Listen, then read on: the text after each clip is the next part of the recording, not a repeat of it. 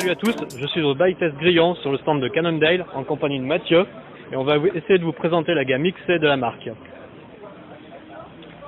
Mathieu, tout d'abord, si je m'oriente sur du XC compétition, vers quel modèle je vais pouvoir m'orienter chez Cannondale?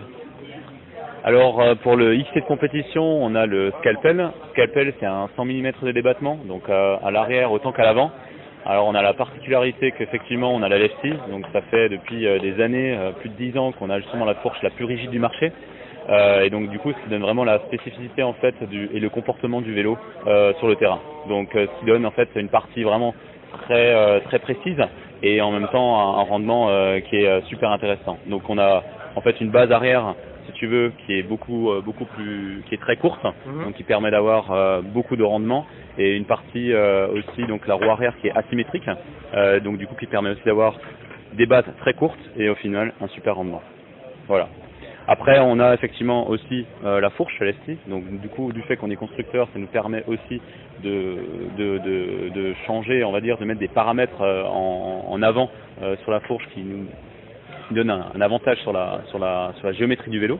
Donc ça nous permet d'avoir un offset de 55 mm, donc du coup la roue avant qui est décalée un petit peu plus que sur une fourche classique, et pour avoir justement un angle de direction plus ouvert, une meilleure stabilité, mais avec ça nous permet d'avoir une agilité, de ne pas perdre en fait une agilité du vélo. Voilà. D'accord, donc en fait sur une géométrie relativement moderne et par rapport à ce qui se fait maintenant, c'est-à-dire en allongeant un peu le vélo et en rendant la direction un peu plus stable, on va dire, en descente et à haute vitesse. Oui, c'est exactement ça. En fait, on a des géométries qui sont du coup ultra modernes à ce jour. On a une partie, le top tube, donc le tube supérieur qui est plus long qu'on a habituellement, et une potence beaucoup plus ramassée. Donc on va avoir une potence de 70 ou de 80, contrairement à ce qu'on avait avant en 100 mm. Et donc du coup, ça nous permet d'avoir une stabilité et une agilité dessus. Voilà. Le cintre aussi, je vois, relativement large, pareil pour avoir une meilleure stabilité et puis plus de maniabilité en descente aussi à haute vitesse. Voilà, en fait le cintre, on sait tous que de toute façon le cintre très large, ça permet, qui vient du coup un peu de la descente, qui permet d'avoir une meilleure stabilité sur le vélo et pour rouler à moindre effort. Voilà, donc c'est pour ça qu'on colle aussi aux tendances dessus et qu'on a des cintres qui sont plus larges pour rouler beaucoup plus avec les épaules. Voilà. Après, pour ceux qui connaissent pas trop la lefty, on voit que la fourche en fait n'a qu'un seul fourreau, maintenu donc que d'un seul côté. Est-ce que l'axe a des particularités en fait? Est-ce que le diamètre est plus important? Est-ce qu'il y a des renforts par rapport à une fourche double, on va dire? Oui. Alors en fait, on a deux points de fixation, donc qui marchent en fait comme une double T.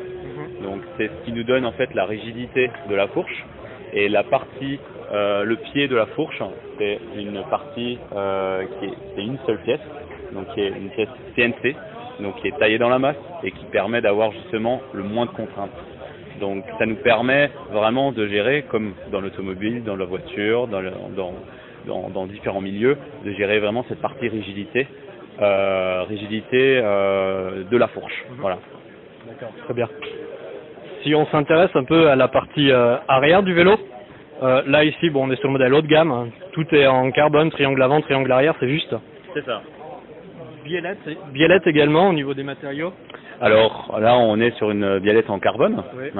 Et donc du coup, comme tu l'as évoqué avant, on est effectivement sur un bras arrière carbone et une partie avant carbone. Alors après, on a le simple module chez Cannondale et le haut module. On a deux cadres, même si c'est le même moule, on a deux cadres qui permettent justement de jouer sur l'épaisseur en fait en fonction de certaines parties, qui offrent justement plus de flexibilité sur certains endroits et qui me permet de gagner du poids, puisqu'en final on gagne 200 grammes sur le cadre. Voilà, entre le haut module et le simple module. D'accord, très bien. Je vois aussi un détail sur les bases arrière, absolument pas de roulement en fait, donc là vous jouez sur la flexion du carbone, c'est juste. Voilà, en fait on joue sur la flexion du carbone qui est à ce niveau-là. C'est pour ça qu'elle est lamellée en fait, qu'elle a cette forme lamellée, et c'est ce qui nous permet justement d'offrir autant du confort et le système d'anti-vibration en même temps. D'accord, très bien, merci. Au niveau des câbles, je vois que tout est en passage interne. La tige de selle télescopique, est-ce que c'est aussi quelque chose qu'on peut monter sur ce vélo avec un passage interne? Oui, absolument. En fait, sur ce cadre-là, on peut déjà mettre aussi un système DI2. Donc il est DI2 ready et en même temps on peut mettre une tige selle télescopique. Hein, donc c'est bien pour ça le placement en fait de la batterie pour les gens qui veulent passer en DI2, il est dans le top tube pour qu'on puisse laisser justement toute la liberté de monter une tige selle télescopique pour les gens qui veulent avoir une partie on va dire plus confortable en descente sur ce vélo-là. Voilà, et puis c'est un peu ce qui permet de rendre aussi les vélos de XCE d'aujourd'hui un peu plus modernes, même pour ceux qui s'orientent uniquement vers la compétition. Et puis chez Cannondale, je pense que vous avez aussi un nouveau modèle qui lui aussi s'ouvre vers des pratiques, on va dire, plus all mountain, du scalpel, et puis qui permet justement d'ajouter ce petit grain de folie, puis cette touche de fun. Est-ce que tu peux nous le présenter également ?